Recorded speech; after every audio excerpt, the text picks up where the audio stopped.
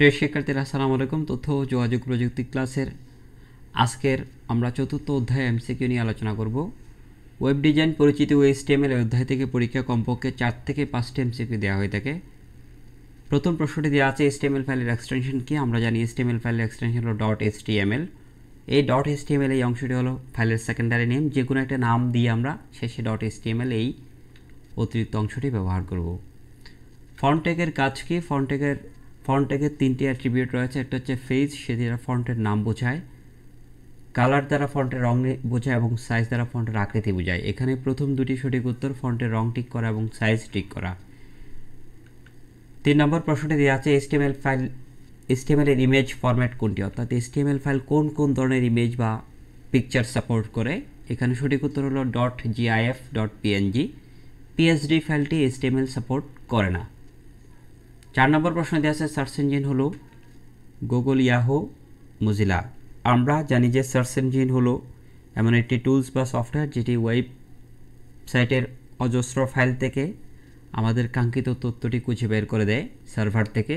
এখানে বহুল আলোচিত সার্চ ইঞ্জিন হলো গুগল এবং ইয়াহু। মজিলা ফায়ারফক্স কিন্তু ব্রাউজারের নাম, তাই সঠিক উত্তর 1, 3 হবে। পরবর্তী প্রশ্নটি এখানে আছে ওয়েবসাইট রেজিস্ট্রেশনের প্রধান দুটো ধাপ কি। একটি ওয়েবসাইট রেজিস্ট্রেশন করতে হলে যে কয়টি কাজ অত্যাবশ্যকীয় তার মধ্যে ডোমেইন নেম রেজিস্ট্রেশন এবং সার্চ ইঞ্জিন অপটিমাইজেশন এবং হোস্টিং, এই 3টি কাজ রয়েছে। এর মধ্যে অত্যাবশ্যকীয় কাজ হলো মূলত ডোমেইন নেম রেজিস্ট্রেশন এবং website hosting. Search engine optimisation এই কাজটি অত্যাবশ্যকীয় ধাপ নয়। Website design, website domain name registration এবং হোস্টিং, এই 3টি হলো অত্যাবশ্যকীয় ধাপ। এখানে দুটো দেয়া আছে।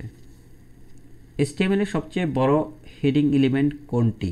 H1 হলো সবচেয়ে বড় হেডিং এলিমেন্ট। আমরা জানি HTML এ হেডিং হিসেবে 6টি ট্যাগ ব্যবহার করা হয় H1 থেকে H6 পর্যন্ত। এর মধ্যে সবচেয়ে বড় হেডিং নির্দেশ করে H1 ট্যাগ।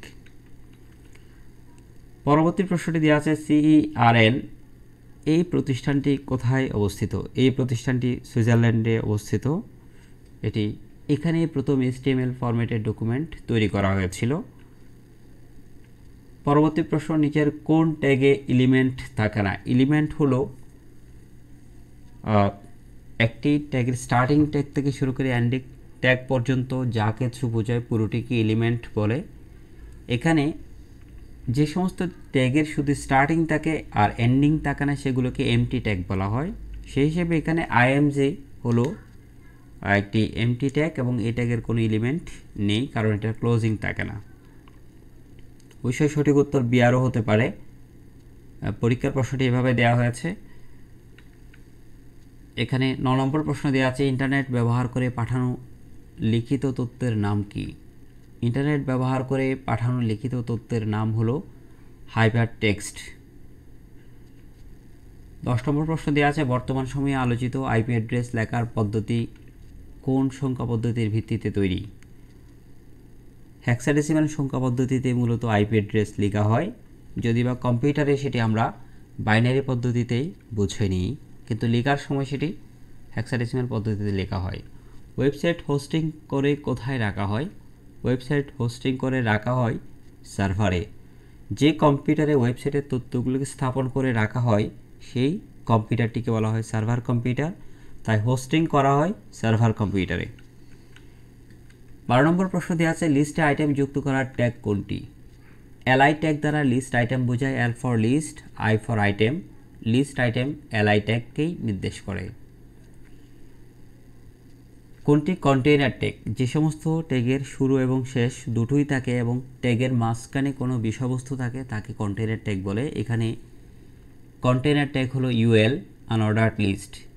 মনে রাখা ভালো, এখানে বাকি 3টি ট্যাগ কিন্তু empty tag. HR horizontal row বোঝায়, BR ব্রেক ট্যাগ বোঝায়, IMG হলো ইমেজ ট্যাগ। এই 3টি কিন্তু এমটি ট্যাগ, এগুলোর কোনো ক্লোজিং নাই।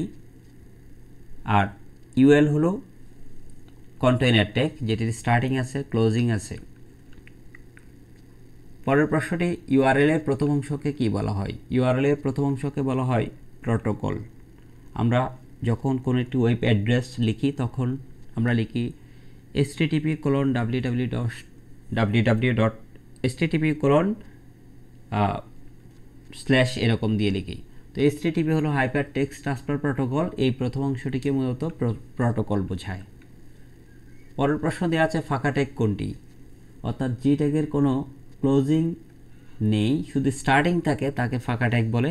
ফাঁকা ট্যাগ হলো BR ব্রেক ট্যাগ। আর এখানে বাকি তিনটি ট্যাগ, বি বোল্ড ট্যাগ এটি একটি ফরম্যাটিং, LI লিস্ট ট্যাগ এবং DL ডিলিট ট্যাগ বোঝায়। এগুলো সবই হলো কন্টেইনার ট্যাগ, যে ট্যাগগুলো শুরু এবং শেষ দুটোই রয়েছে, কিন্তু BR ট্যাগের কোনো ক্লোজিং নাই, তাই এটি হলো ফাঁকা ট্যাগ। এখানে http://www.bise-ctg.gov.bd এই উদ্দীপকে http:// এই অংশে এস দ্বারা কি বোঝানো হয়েছে। তো এস দ্বারা মূলত এখানে সিকিউরিটি নির্দেশ করে। তোমরা দেখবে অনেকগুলো ওয়েব অ্যাড্রেসে শুধুমাত্র http দেওয়া আছে, সেখানে এস নেই, সেগুলো সিকিউরড ওয়েবসাইট না। কিন্তু যে ওয়েবসাইটগুলোতে সাধারণত সরকারি গুরুত্বপূর্ণ তথ্য বা কোনো প্রাইভেট প্রতিষ্ঠানের গুরুত্বপূর্ণ তথ্য রাখা হয়, সেই ওয়েবসাইটগুলোতে সিকিউরিটি সিস্টেম মেনটেন করা হয়, সেজন্য শুরুতেই https এই এস এটি থাকে, কিন্তু এখানে তাহলে এস দ্বারা সিকিউরিটি বোঝায়। 17 নম্বর প্রশ্ন, ট্যাবলে বর্ডার না থাকার কারণ কি? ট্যাবলে বর্ডার না থাকার কারণ বা প্রদর্শন না হওয়ার কারণ হলো যদি আমরা বর্ডার অ্যাট্রিবিউটের ভ্যালু ইকুয়াল টু 0 লিখি, এখন অথবা ট্যাবল ট্যাগের ভিতর কোনো অ্যাট্রিবিউটই ব্যবহার করা হলো না, তখনও কিন্তু বর্ডার প্রদর্শিত হবে না, অথবা বর্ডার অ্যাট্রিবিউটের ভ্যালু যদি আমরা 0 লিখি তখনও কোনো বর্ডার প্রদর্শিত হয় না। তাহলে ট্যাবল বর্ডার না থাকার এই দুটো কারণই উল্লেখ করা যেতে পারে। আমরা শেষের দিকে চলে আসছি। 18 নম্বর প্রশ্নে লেখা আছে হোম পেজ দেখার জন্য কোনটি আবশ্যক? ওই browser, search engine, internet. Home page বা যে কোনো ওয়েবসাইটে প্রবেশ করার পর যে পেজটি সবার আগে প্রদর্শিত হয় তাকে হোম পেজ বলা হয়। তো ওয়েবসাইটে প্রবেশ করার জন্য অবশ্যই আমাদের ব্রাউজার ব্যবহার করতে হবে, তাই এখানে আবশ্যক হলো ব্রাউজার। আর ওয়েব ব্রাউজার তখনই ব্যবহার করব যখন আমাদের ইন্টারনেট সংযোগ থাকবে, তাহলে ওয়েব ব্রাউজার এবং ইন্টারনেট সংযোগ এই দুটোই আবশ্যক হোম পেজ দেখার জন্য। পরের প্রশ্নটি লেখা আছে ওয়েবসাইটে ছবি যুক্ত করার উপযুক্ত ফরম্যাট কোনটি? ছবি যুক্ত করা বোঝাতে মূলত এখানে কোন কোন ছবি ফরম্যাট করে সেটি বোঝাচ্ছে। GIF, PNG, JPEG এই 3 ফরম্যাটের ছবি কিন্তু ওয়েবসাইটে সাপোর্ট করে। এই প্রশ্নটি আমরা আগে একবার পেয়েছিলাম। ট্যাবল ট্যাগে ব্যবহৃত অ্যাট্রিবিউট কোনটি?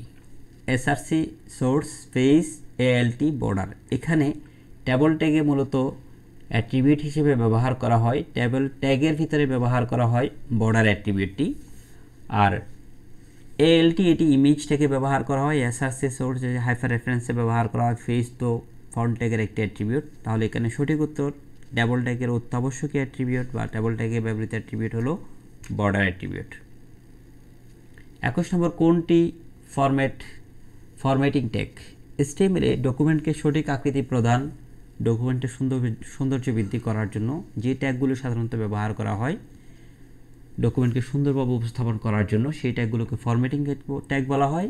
এখানে ফরম্যাটিং ট্যাগ হিসেবে উল্লেখযোগ্য ট্যাগ হলো বিগ একটি ট্যাগ যেটি টেক্সটকে বড় করে দেখায়, H1 সাধারণত heading tag, anchor tag hyper লিঙ্কের জন্য ব্যবহৃত হয়, আর UL সাধারণত আনঅর্ডার্ড লিস্ট তৈরি করার জন্য ব্যবহৃত হয়। তাহলে এখানে বিগ হলো formatting tag. Double border equal to নাল, এখানে অ্যাট্রিবিউট ভ্যালু কোন অ্যাট্রিবিউট লিখলে বর্ডার প্রদর্শিত হবে না? এখানে দেখো তোমরা, ট্যাবল হলো ট্যাগের নাম আর বর্ডার হলো অ্যাট্রিবিউট দিয়ে সমান চিহ্ন দিয়ে ডাবল কোটের ভিতর আমরা অ্যাট্রিবিউট ভ্যালু লিখি। এই ভ্যালু হিসেবে 1 থেকে শুরু করে যে কোনো সংখ্যা লেখা যায়, সেটি ডাবল বর্ডারের থিকনেস বোঝায়। এই জায়গায় যদি আমরা ভ্যালু ইকুয়াল টু 0 লিখি তখন কোনো বর্ডার প্রদর্শিত হবে না।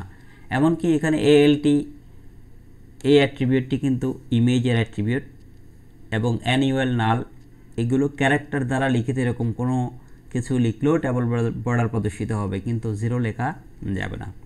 তাহলে এখানে কোন অ্যাট্রিবিউট ভ্যালুর জন্য ডাবল বর্ডার প্রদর্শিত হয় না, সেটি হলো বর্ডার ভ্যালু যখন আমরা 0 লিখব। পরবর্তী প্রশ্ন, font size equal to 7 Bangladesh, font close করা হয়েছে এখানে, উদ্দীপকে অ্যাট্রিবিউট কোনটি? দেখো অ্যাট্রিবিউট সাধারণত ট্যাগের সাথে সংশ্লিষ্ট প্রথম যে ওয়ার্ডটি সেটি অ্যাট্রিবিউট, ট্যাগ, এবং ট্যাগের সাথে পাশাপাশি যেটি থাকে সেটি অ্যাট্রিবিউট বোঝায়। এখানে ফন্ট হলো ট্যাগের নাম, আর সাইজ হলো অ্যাট্রিবিউট, আর 7 হলো অ্যাট্রিবিউট ভ্যালু। এটিকে ডাবল কোটেশন দিয়ে সাধারণত লেখা হয় এখানে। তাহলে অ্যাট্রিবিউট বলতে মূলত সাইজ বোঝায়। ফন্ট সাইজ ইকুয়াল টু 7, এখানে একই প্রশ্ন রিপিট হয়েছে। আমরা পরবর্তী প্রশ্নে চলে যাচ্ছি। সর্বশেষ প্রশ্নটি, কোনো নতুন উইন্ডোতে ওয়েবসাইট ওপেন করতে ব্যবহৃত অ্যাট্রিবিউট কোনটি? অর্থাৎ ওয়েবসাইটটিকে আমরা যেই ব্রাউজার ব্যবহার করে ওপেন করেছি সেই ব্রাউজারের একই পেজে প্রদর্শন করব, নাকি ভিন্ন একটি ট্যাবে আমরা ওপেন করব। ভিন্ন ট্যাবে ওপেন করার নাম হলো নতুন উইন্ডোতে ওয়েবসাইট ওপেন করা। নতুন উইন্ডোতে বা ভিন্ন ট্যাবে যখন কোনো ওয়েবসাইট ওপেন করতে চাই তখন আমাদেরকে টার্গেট এই অ্যাট্রিবিউটটি ব্যবহার করতে হয়। এ ছিল আজকের এমসিকিউ। সবাইকে এই পর্বে অংশগ্রহণ করার জন্য অসংখ্য ধন্যবাদ জানাচ্ছি।